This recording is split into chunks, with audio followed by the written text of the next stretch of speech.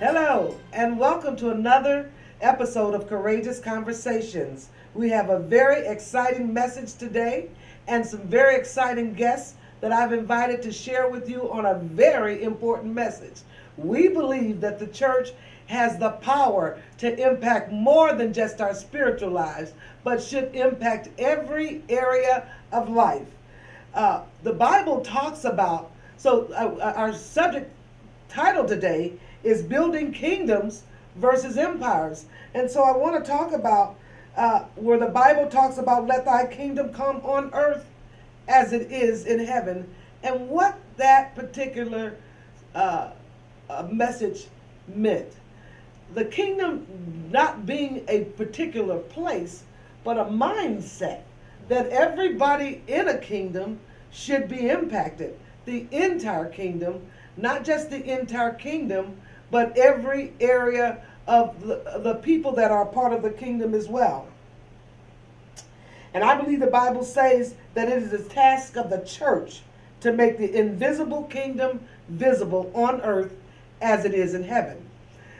So our guest today, I have with me two special guests, Mr. Kevin Buchek, who is the president and founder of a wonderful construction company called Roanoke Construction. He'll be sharing with us how he's worked with the faith community and helping to impact communities, as well as the phenomenal friend and bishop and covering of mine, Bishop Henry Phillips of the Power of Change Church, who's also not just impacting Christian lives today, but is impacting an entire city, and I think a state here real soon. So just to kind of touch base on why I thought this was an important message for us to share on is because I know when I was growing up, I grew up in the church, and pretty much that is what we impacted. The people that were in the church, the people that were members of the church, we didn't have much influence on anything else. And now in the situation that we in, I think that the whole world is waiting on the manifestation of the sons of God. They've looked to everything, and it is high time now for us to kind of to give some practical steps, more than just a message of yes, we should be. We've prayed for the sick, we've laid hands on the sick, we've counseled those. We've buried your loved ones, but we also should help those transfer the wealth of the wicked that's been laid up for the righteous. And we quote those scriptures, but we don't tell people some practical steps on how do we make that happen. So hopefully today, after hearing some of the phenomenal things that are going on right here in our city, in our state, and in our sister states adjacent to us, you're going to find ways that you and your church and your faith community, and even your community development organization, if you're a not-for-profit organization, on how we can help to change and impact the world. First, want to start off with Kevin and have him to share with us a little bit about his work and partnerships with the faith community and some of the work that he does. Sure, absolutely. And thank you, Vivian, for having me. So I have been building housing, primarily affordable housing, for about 20 years now, and have done that throughout the St. Louis region and across the Midwest. And when we look at a region to build housing, we're always looking to do more than just build housing. We want to build an entire community. Absolutely. And so there's a natural partnership for us to work with nonprofit agencies and with faith-based communities, because they often have the same goals. They're looking, as you said, to not just share the faith with their congregation, but also kind of be part of the entire community. And you and I have talked, and I think you and I have talked individually about this. Going back in time when we were children, you went to your church for everything. Yes. If you needed a place to live, you went and talked to your pastor. If you needed health care, you went and talked to your pastor. Absolutely. School went through the church. It was kind of an overarching thing that the church was part of every aspect of a person's life, and Absolutely. I think that's kind of gone away. Yes. And it's a great time to bring it back. It's Absolutely. a great time to kind of come full circle. So at our company, we've done several partnerships with faith-based organizations to do not just housing, but also entire community development. Okay, and why don't you break that down for us? When you say community development, what other types of things that you've done? And one of the things that we know, especially with the economy the way it is, churches that live off of donations and the generosity of people are already struggling. So how can a church nowadays work with the community, and where do we find the resources to make an impact, a big enough impact to change lives? Sure, and I can give you kind of a couple examples of success stories we've had. But when I say build communities, although the crux of our business is building affordable housing, housing is just one aspect of a community. A community needs schools, a community needs Yes. grocery, a community needs healthcare, a community needs recreation activities, Yes. a community needs parks and open spaces. A community needs all of these things to thrive. And so typically what we do when we work with a faith-based community is try to tap into the resources that they already have. Oftentimes, you find churches have excess land surrounding the church. Okay. That's a great place to start.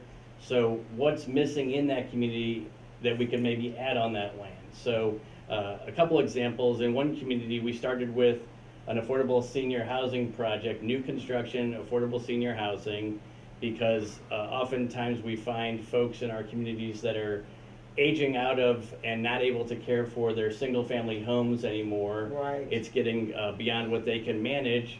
So it's time to maybe move into transitional living, to an apartment, to independent living in an apartment situation. And there aren't very many options in our communities. Right. Too often folks have to go too far from home to find good quality affordable senior housing. So our mission is to bring that back into the communities where the folks are already living right now, so they don't have to move too far away.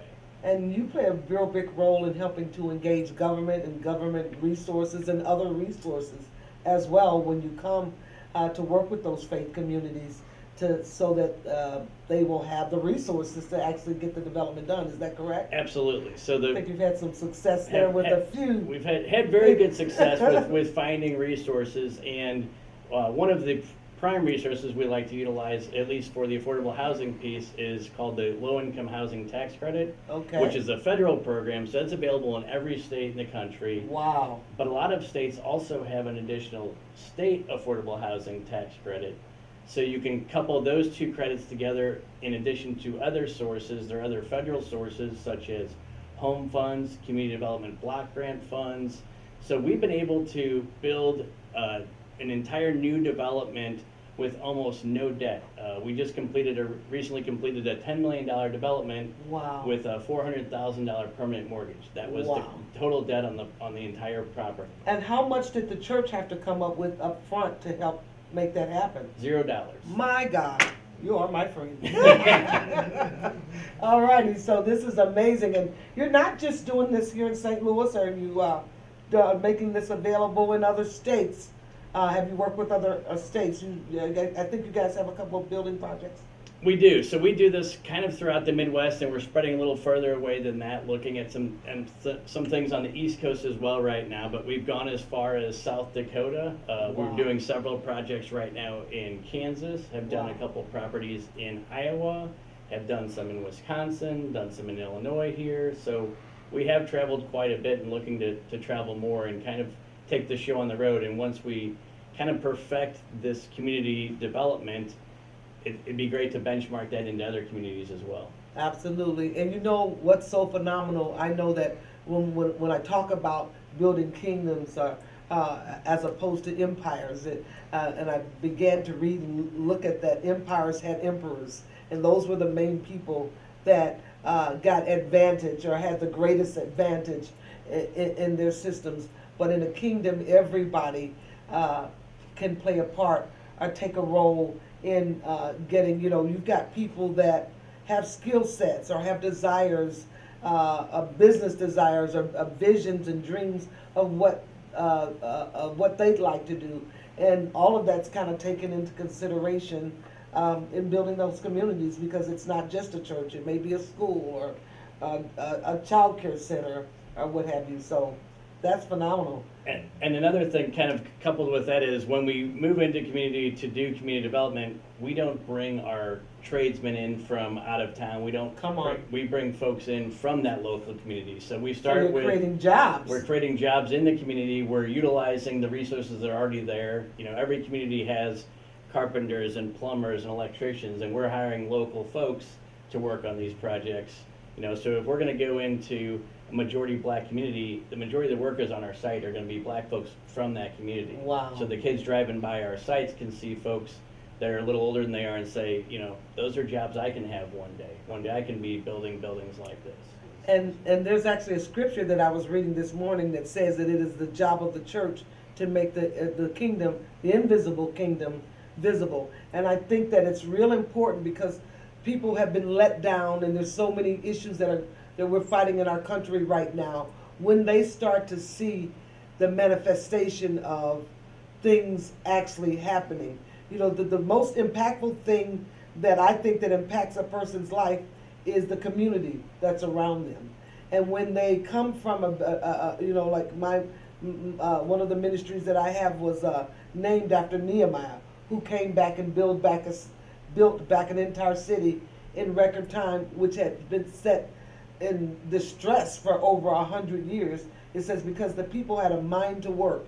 They didn't, like you said, bring in outside people. Everybody that they needed. They didn't go out and hire carpenters from the East Coast and the West Coast. They took the carpenters that they had and those the bricklayers that they had, and they used the people. The people just needed organization and faith to believe, to make that thing that was invisible visible to them.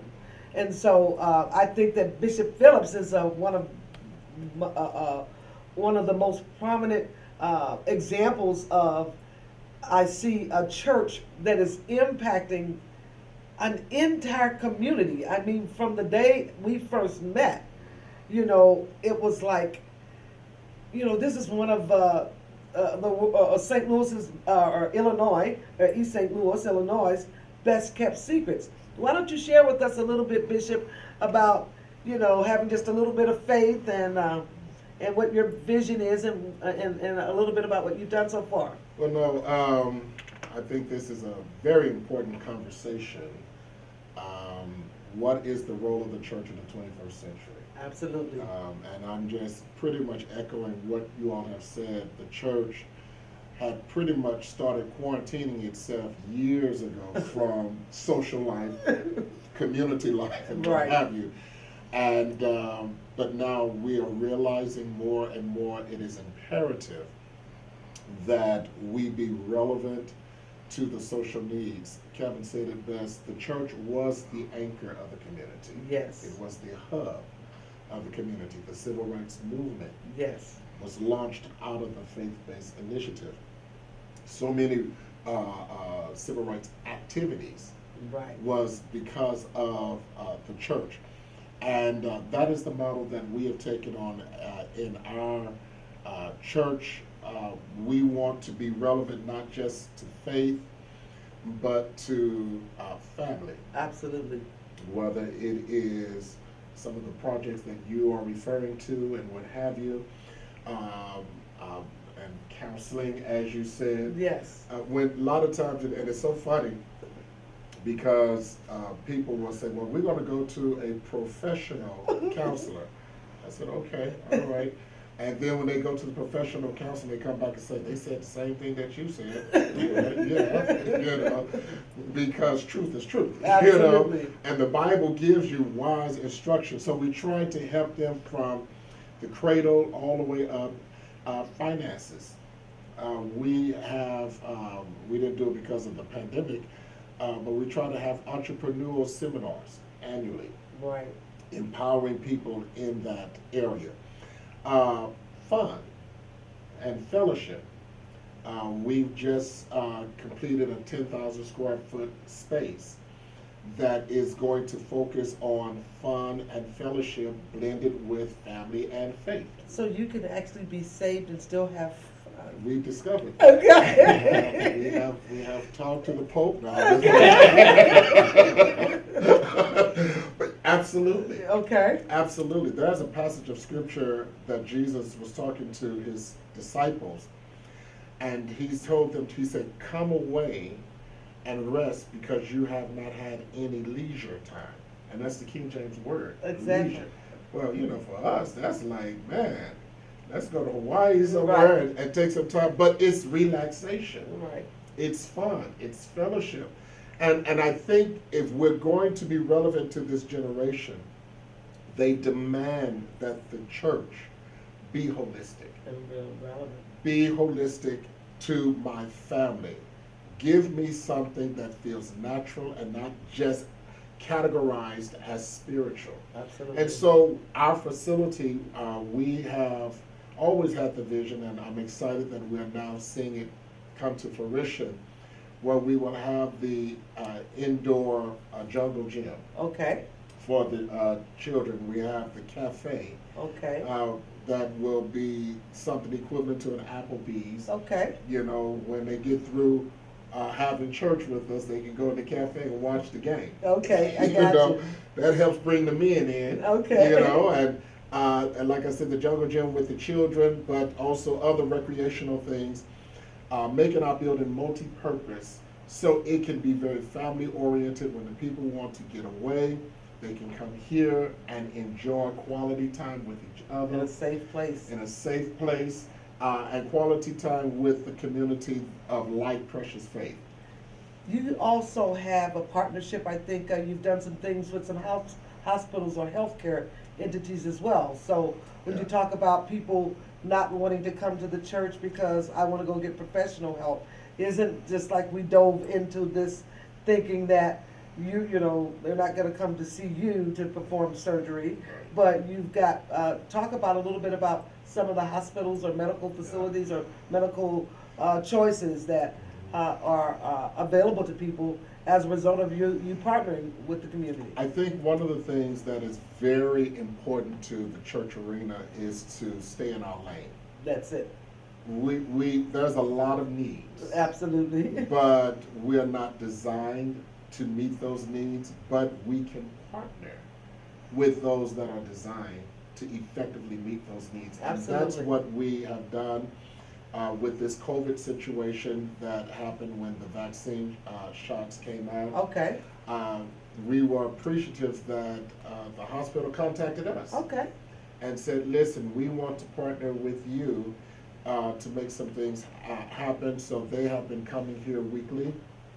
I don't know when this will air, but currently they've been coming here weekly to give the vaccine shots Great. and what have you. And we're looking at other projects that we're able to do together to meet the needs of the community. With the school district, Okay. we do feeding the community. Okay. We've partnered with them Okay. in feeding the community and what have you. There are other agencies that does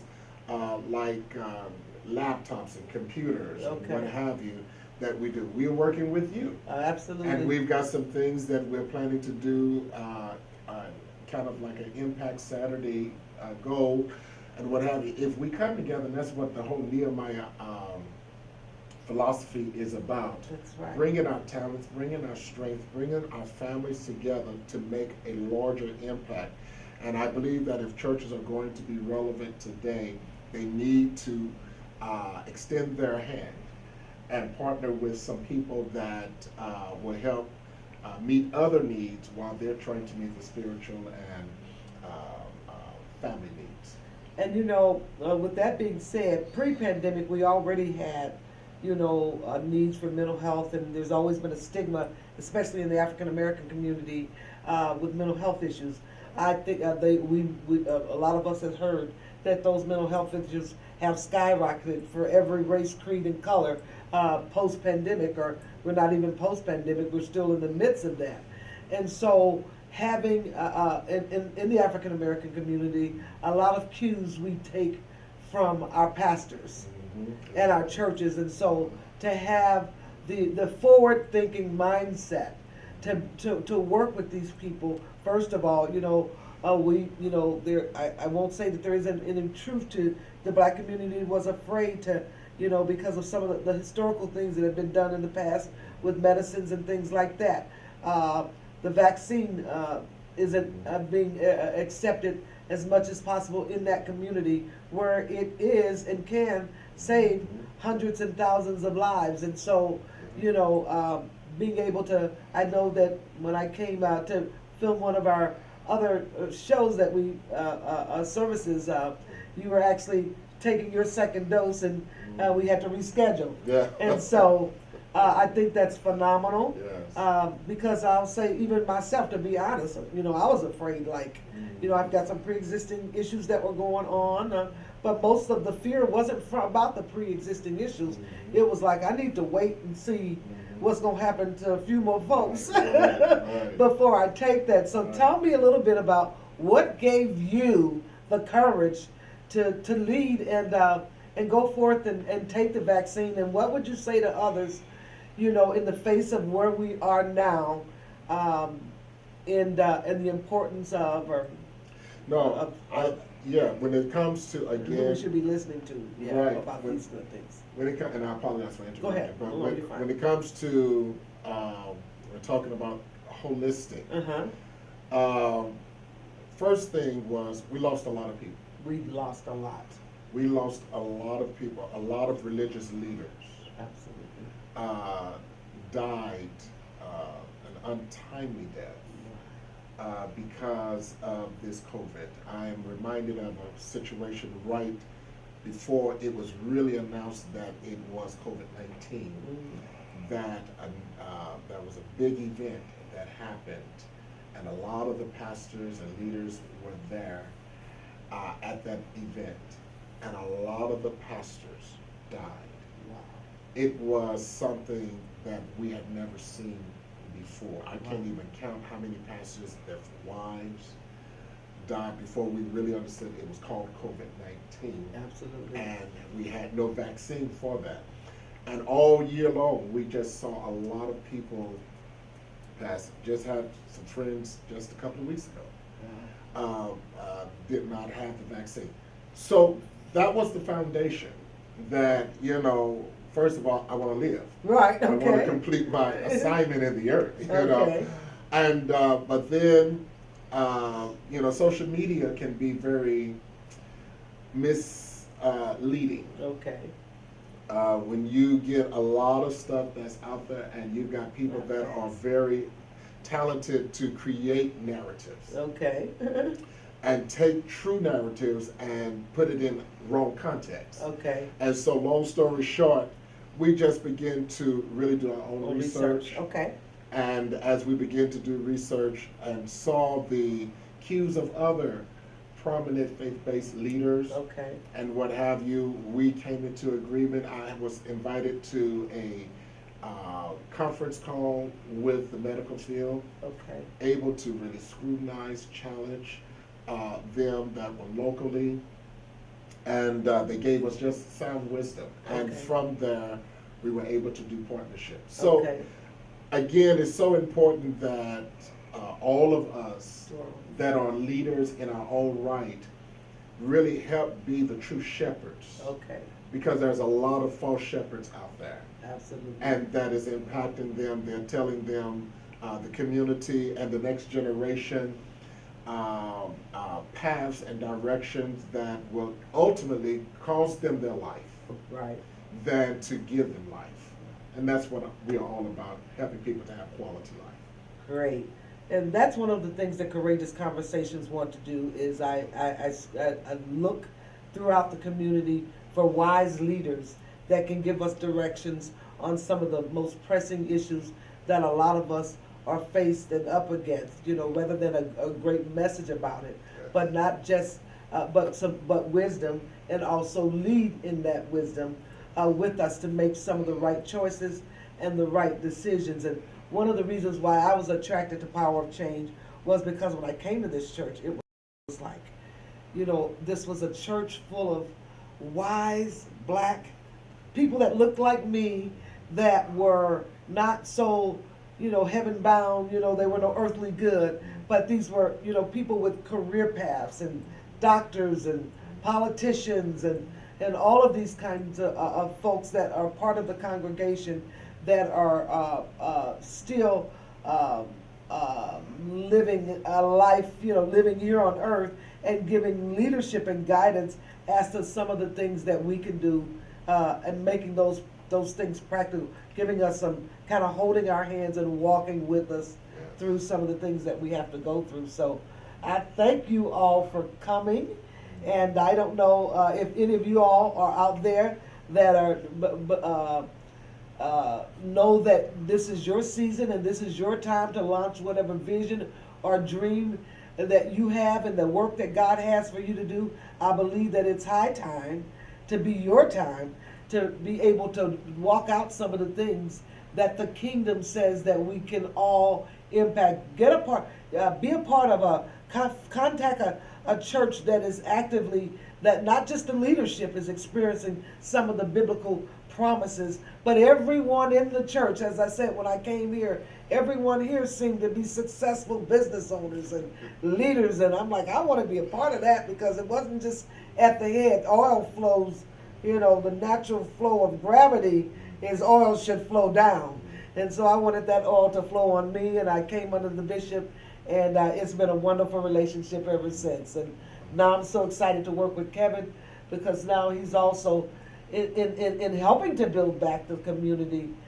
There are resources that come with that enable us to do greater and bigger and broader things. So thank both of you for sharing with us today, and we thank you. Like us and share our information. Look for us on our YouTube channel, Courageous Conversations, and we'll see you next time. God bless.